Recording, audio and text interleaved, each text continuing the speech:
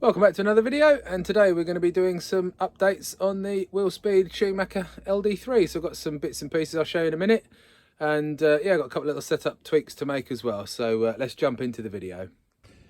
Right, so just had a nice delivery from Schumacher and MB models. So we've got some tyres, as always, need these. So we've got the splinters and the Azamis as well. So I've got to glue those up on, I've got another couple of sets as well, so we'll glue those up in a bit.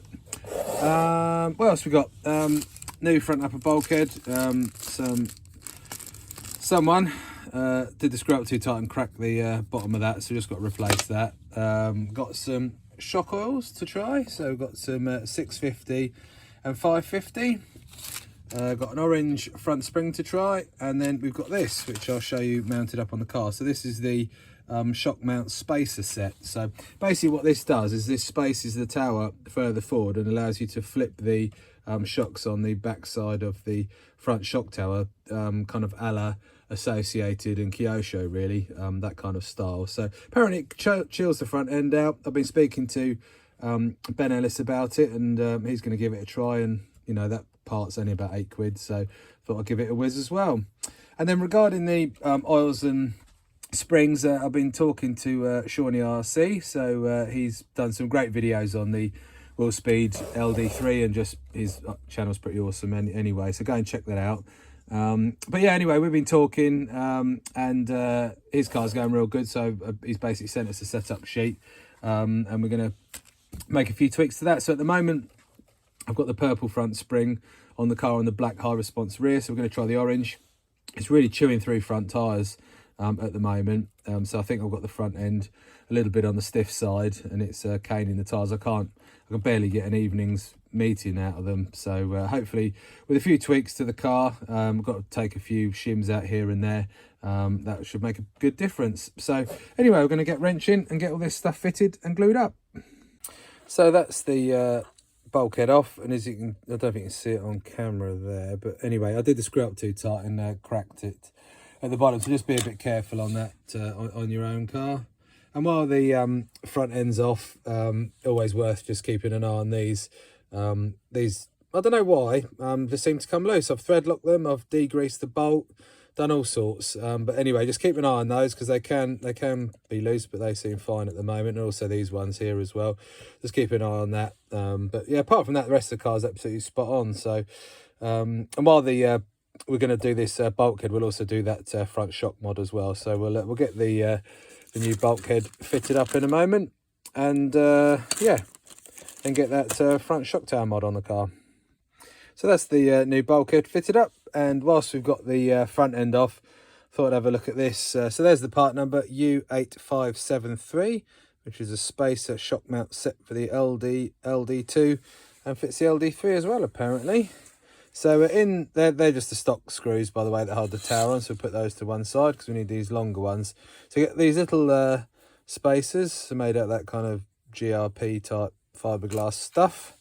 Longer bolts, and then a load of washers, and then here's the instructions. So all it's pretty straightforward, but dead easy to swap trackside if you wanted to anyway, probably a 5-minute job. So yeah, basically you chuck the long bolts through there, 3 of the spacers, put them on there, put the upper mounting ball joints through the tower, and then it's on the back there. So let's have a crack at that now.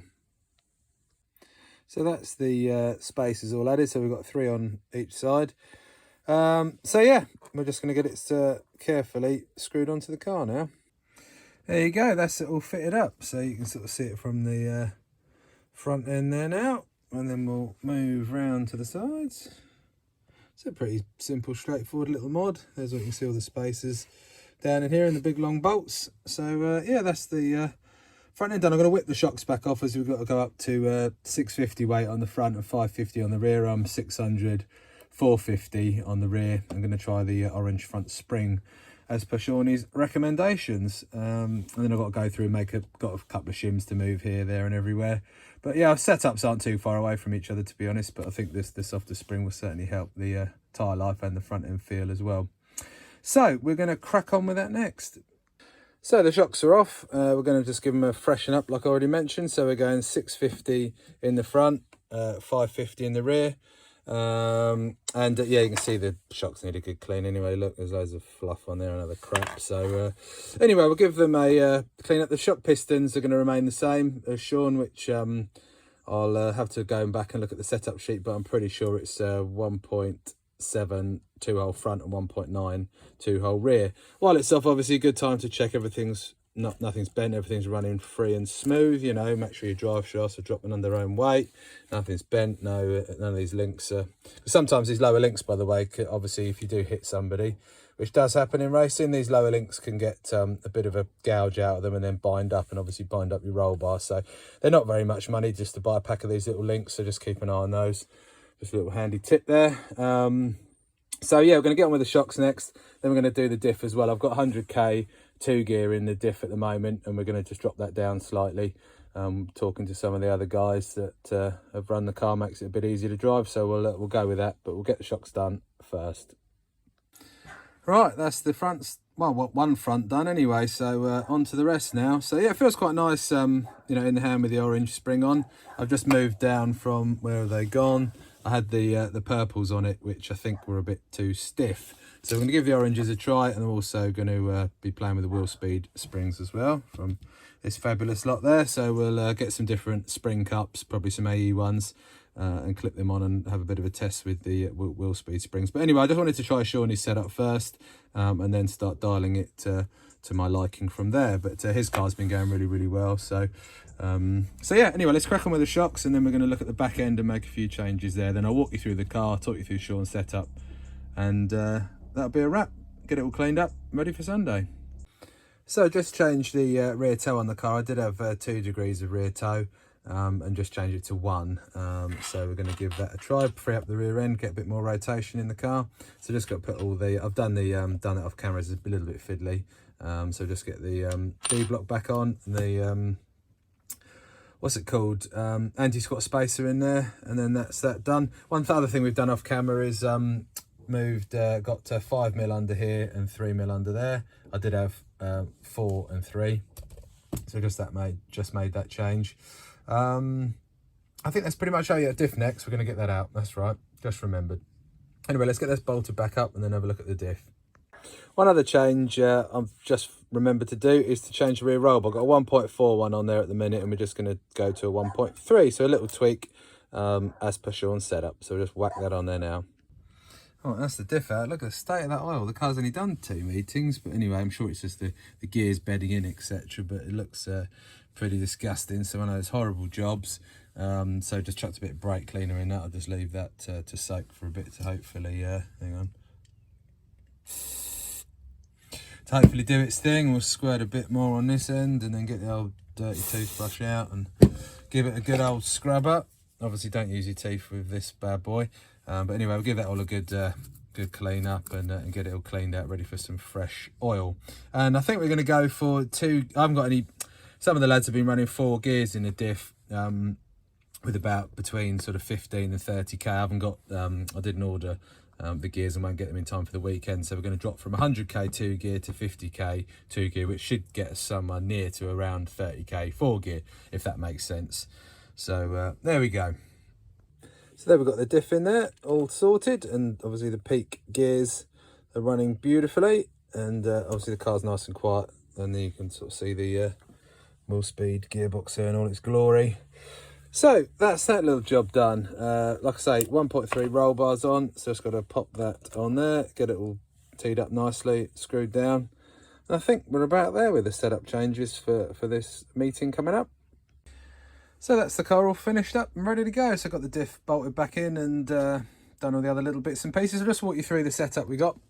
So got the A insert pointing inwards on the front, got 3mm under the hub at the front, shock on the outer position, shock on the middle hole on the tower, 4mm under here on the inner one, 0.9mm roll bar. Shock wise, we've got a 650 centre stoke in the front, 2-hole 1.7 piston and the orange high response spring. Single bolt in there as per Olowski, etc. Radio tray all the way forward, battery, the a second hole in from the back, like so. Obviously got the Willspeed 5-gear transmission. Diff, got 50k 2-gear in that. Shock is, where are we? One in from the inside, and then outer on the arm. Wheelbase wise, we've got the 2 spacers here at the back, and then one at the front. What else? Oh, shocks, yes. We've got the 2x1.9 machined red pistons in there, not the VRP or the tapered ones. Got a black high response spring, and 550 centre stoke shock fluid. And then we move around to the back. We've got the 1.3mm roll bar on there, and then we've got the 1 degree anti-squat spacer just above the D block there. And I think that's pretty much it. So yeah, there we go. So jobs are good. And anyway, huge thanks to Seany RC for his setup. I'll link his video in the description of this one, and also to Ben Ellis, who we've been discussing some stuff, and you know, gonna give that a try. This was sort of his idea of this of running the shocks tower around that way, so we'll give that a whiz. If it doesn't work, we can soon take it off. It's a 5-minute job.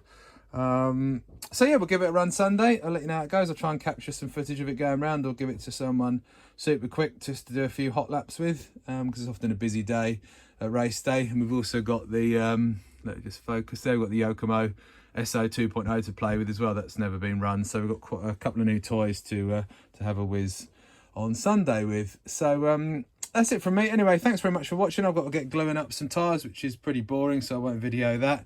And if there's no vids before Christmas, have a great one. Thanks very much for watching. Thanks for all the new subscribers, and happy racing. Catch you next time.